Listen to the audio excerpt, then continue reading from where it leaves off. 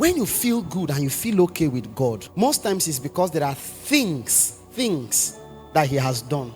Thank God for the testimonies we share. They are very good. They are very important. One of the things testimony does is that you are acknowledging God out of a sense of humility, and you are building the faith of other people. Most times when you keep your testimonies, you deny God the room for prophecy.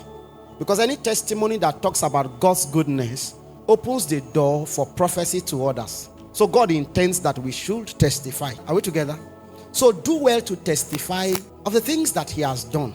But if you check, we have arrived that place as a church where the only thing we can testify are the things that God has done. It's hard now to have testimonies going on and to find someone who testifies of Christ, who testifies of the fact that God is my possession, whose confidence is God. You are going to see it because it has destroyed a lot of what we are experiencing now in the name of church. The Christian gospel musician, when he wants to sing about the goodness of God, even in the video, he shows you a fine car that is passing and a beautiful house. He cannot see the goodness of God in tattered clothes because things have become the defining factor that secures. When you meet your friend who has more things than you easily get depressed. Maybe you meandered to ShopRite to buy something, then you met your old schoolmate, parked a Mercedes-Benz car, and you know you sincerely crossed the bridge with foot. And then the guy looks at you, you can see freshness everywhere. But you have Jesus.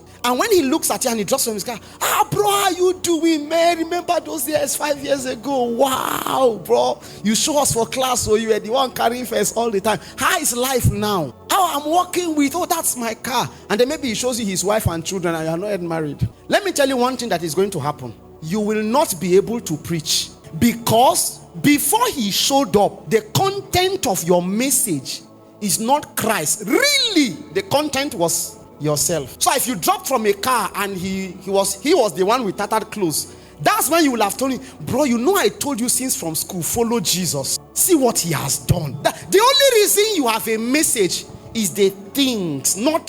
So we don't really preach Christ. What we preach is ourselves. Meanwhile, we are dealing with building Zion because a man that is going to build for Zion, when Zion is going to invade the earth, your friend can come down from a Range Rover with his family and cars, and you are on your last trouser, tattered, and an old rickety shirt, and you can still preach Christ.